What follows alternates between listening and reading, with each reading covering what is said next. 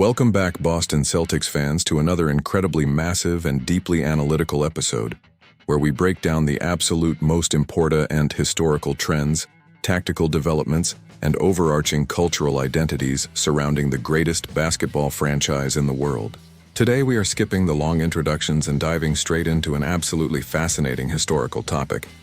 because there is a brilliant and completely unspoken tradition brewing in Boston that has secretly defined the organization for over 2 decades. We are talking about the sheer brilliance of Derrick White, and how he is perfectly continuing a legendary lineage of elite perimeter defenders that no one in the national media is actually talking about right now. Honestly, we are completely running out of different ways to talk about exactly how incredibly good Derrick White truly is on the basketball court. He just recently made rare and historic National Basketball Association history, achieving statistical milestones as a two-way player that the league has previously only ever seen from legendary all-time Hall of Fame caliber players. If it were not for the absolute superhuman extraterrestrial existence of Victor Wembanyama, totally dominating the advanced defensive metrics down in San Antonio, there is an incredibly strong statistical argument that Derrick White would be perfectly in line to become the absolute first Boston Celtics player to definitively win the highly coveted Defensive Player of the Year award, since his former teammate did it a few years ago. Regardless of how the final media voting ultimately shakes out, the undeniable reality is that the Boston Celtics proudly roster one of the absolute best and most terrifying defensive guards in the entire league, with White aggressively patrolling the perimeter and protecting the rim. If any passionate Celtics fan out there truly wants to see perhaps the absolute best and most comprehensive visual case for why White deserves to win the Defensive Player of the Year award, you simply need to watch the incredible video breakdown created by fan-sided analyst Jack Simone, who expertly highlights every single brilliant rotation block and steal. It would realistically take an absolute statistical miracle for White to completely overtake the voting and actually win the Prestigio US award, simply because of the sheer unprecedented physical miracle that is Victor Wembanyama swatting absolutely everything in sight. But regardless of the final hardware completely getting lost in the constant media shuffle surrounding Derrick White and his brilliant offensive efficiency, is the incredible fact that he is seamlessly keeping up a highly specific and incredibly potent franchise tradition that has been prominently around since the year 2004. That incredible tradition is the unwritten organizational rule that Boston must absolutely always feature one of the absolute most elite defensive guards in the entire professional basketball world. Derrick White is simply the absolute latest master in a very long and highly decorated line of this exact specific archetype, wearing the iconic green uniform in Boston. So you have to ask yourself exactly who did this incredible defensive trend originally start with all those years ago. The definitive answer to that historical question is the legendary Tony Allen, who was arguably one of the absolute highest flying and most athletic Celtics players ever drafted, and whose ultimate professional calling card was exactly how much of an absolute suffocating blanket he was all by himself on the defensive end of the floor. Seriously, when you look back at the history of the game, both Kobe Bryant and Kevin Durant, two of the absolute greatest and most unstoppable offensive scorers in the entire history of human civilization, have both publicly and repeatedly singled out Tony Allen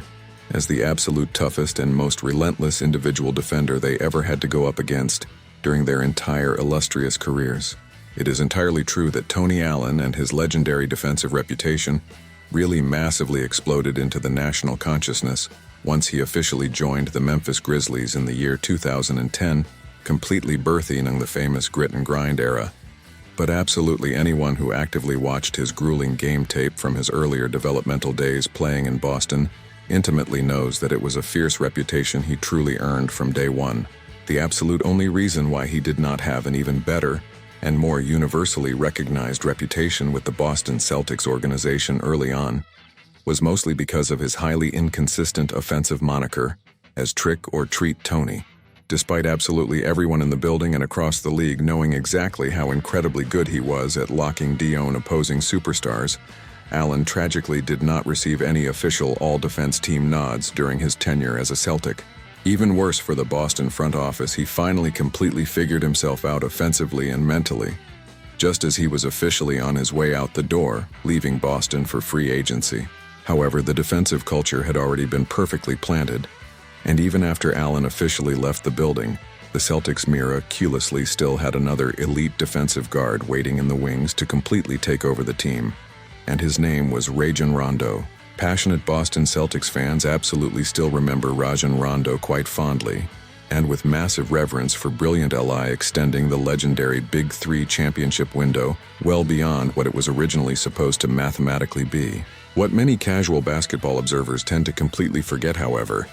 is that the former Celtic floor general used to be exactly what the kids call absolute clamps on the defensive perimeter. Rondo certainly was not the explosive high flyer that Tony Allen was during his physical prime,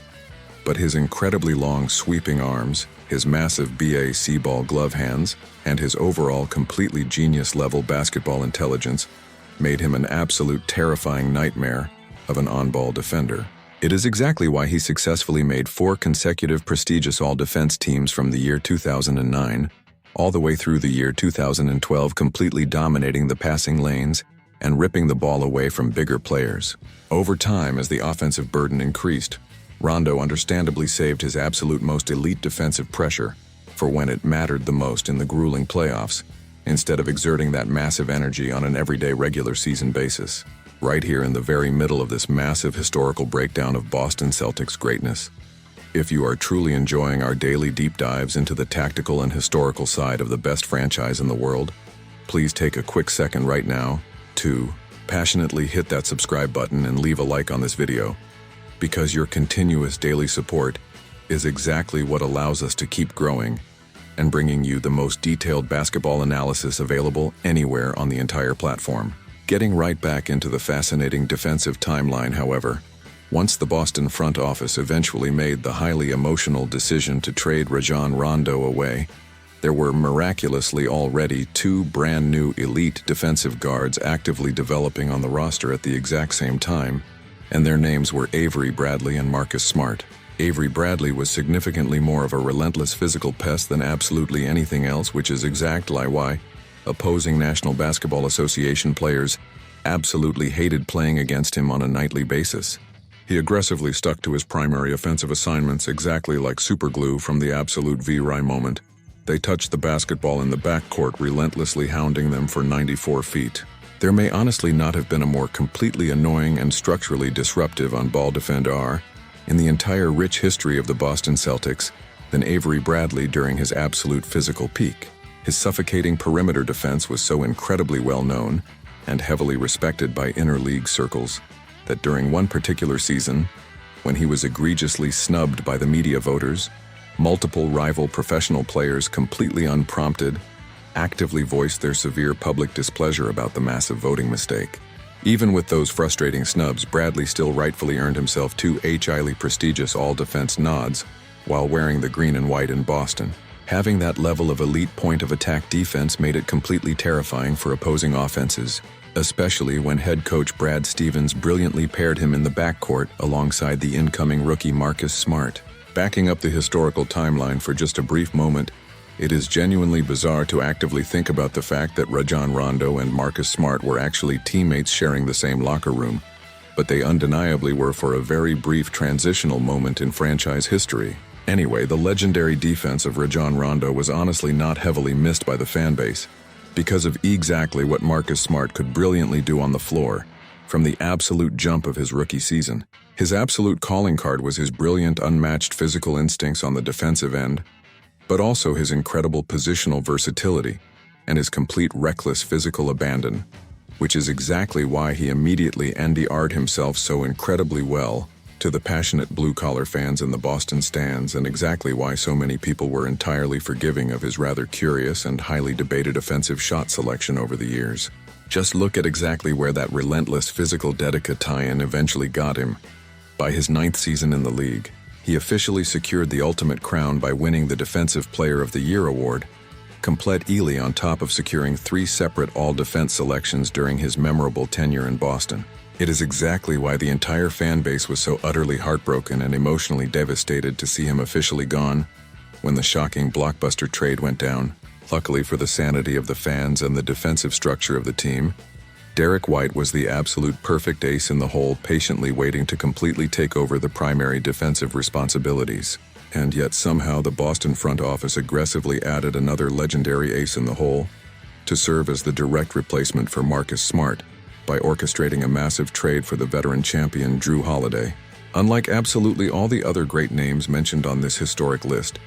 the massive defensive reputation of Jrue Holiday completely preceded his arrival in Massachusetts. He had already successfully made 5 prestigious all-defense teams in the league, completely locking down opposing superstars before he officially became a Celtic in the summer of 2023. In fact, he seamlessly secured yet another defensive NOD in his very first season, integrating with the team. Holiday will undoubtedly be remembered very fondly for his stay in Boston,